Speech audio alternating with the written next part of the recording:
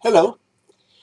In this week's Torah portion, Shoftim, we hear Tzedek, Tzedek, tirdof.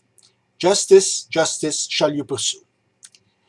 In the very first chapter of Pirkei Avot, the chapters of the fathers, the Talmud says, Al shlosha devarim ha'olam kayam, al hadin ve'al ha'emet ve'al ha'shalom. The world rests on three things: on justice, on truth, and on peace. Justice is listed first. It is the most important of the three. The Torah begins with Bereshit bara Elokim, in the beginning, God. And the name for God that is used there, Elokim, traditionally reflects God's attribute of justice. The second attribute of God, the attribute of mercy, is associated with God's name Hashem and is introduced a few verses later in the Torah. So justice is number one with us. The word tzedek is sometimes also translated as righteousness or charity, but they are really just different aspects of the same thing, justice. Justice is so vital in Judaism that the quote continues with le'ma'an tihyeh, that you may live. That second part is often omitted from the quote. The full quote is tzedek, tzedek tirdof, le'ma'an tihyeh. Justice, justice shall you pursue, that you may live. We simply can't live without justice. In our tradition, non-Jews have just 7 commandments to observe, the so-called Noahide laws. All of them are negative: don't murder, don't steal, etc., except one: establish courts of justice. Everybody has a basic right to justice.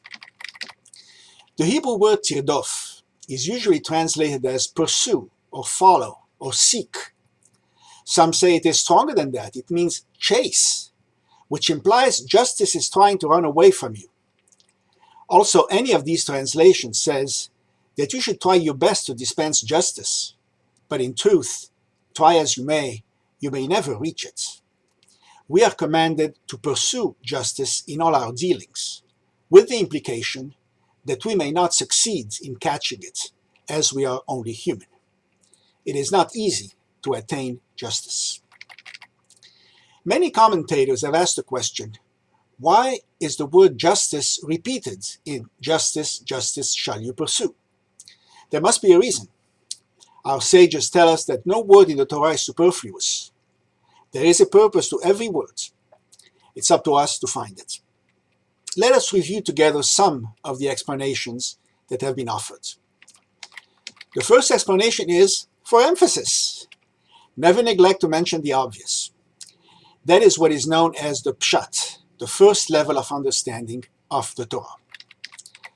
The second explanation is it means justice for yourself and justice for others.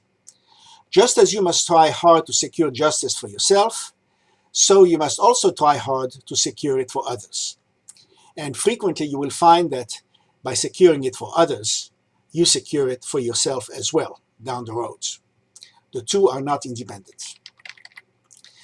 The third explanation comes from Rav Ashi in the Talmuds, Tractate Sanhedrin. He was a 5th century Babylonian. He said that it means justice based on strict law and justice based on compromise. With justice based on strict law, in Hebrew, din, the world cannot exist. With justice based on compromise, in Hebrew, peshara, the world can go on. Rav Ashi gives an example. 2 boats are headed for a narrow pass. Both are the same distance from the pass. If they try to pass at the same time, they will collide and sink. But if one makes way for the other, both will pass. Strict justice says there is no reason to favor one over the other, so they should both keep going and crash. But compromise leads to a happier result. For example, the captains may agree that the boat farther from its destination should go first, or the one with a larger cargo should go first, or the one going first should pay the other an agreed amount, or simply toss a coin. That's justice based on compromise. The fourth explanation comes from Avraham ibn Ezra 12th century Spanish commentator. He said it means justice when it suits you and justice when it hurts you. You must be equally loud in clamoring for justice, whether it benefits you or hurts you. A tall order, but that's what fairness demands. The fifth explanation is due to the Ramban, or Nachmanides, the famous 13th century commentator from Catalonia. He said it means justice obtained in the courts and justice dispensed by us in our daily lives. Indeed, justice is not the exclusive province of courts of law. Every day, we have opportunities to dispense personal justice in small ways all around us, and to be fair in all our dealings. The sixth explanation is from Rav Simcha Bunim, 18th century Hasidic Polish rabbi. He said it means justice for legitimate ends and justice by legitimate means. In the pursuit of justice, we must not lose our values and our ideals. The end does not justify the means, even if the end is justice. In his view, no justice is better than ill-acquired justice. Finally, I saved the most controversial commentary for last. The seventh explanation is due to the Shlach HaKadosh. He is Rabbi Isaiah Horowitz, a mystic from 17th century Prague, then Tzefat, Israel. He said, it means justice according to the letter of the law and justice according to the spirit of the law. I believe this is a slippery slope, because the spirit of the law is not always universally recognized as such, and when judges invoke it, they run the risk of being accused of making up their own laws. Let me discuss two extremes from the Talmud: extra leniency and extra harshness. First, extra leniency. The Torah clearly mandates the death penalty for many crimes. But the rabbis of the Talmud slowly moved away from it, and what they said is Jewish law today. They looked for creative ways to avoid applying it. They required 2 witnesses to the offense. They insisted that these witnesses be observant Jews, independent of each other, and be eyewitnesses rather than circumstantial witnesses.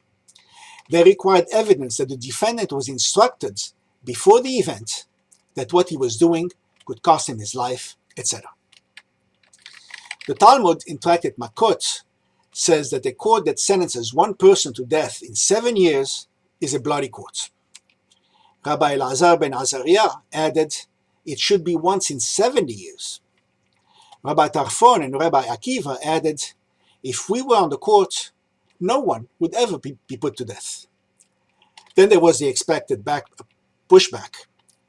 Rabbi Shimon ben Gamliel said, great, and then murderers would have a field day in Israel. The second extreme is extra harshness.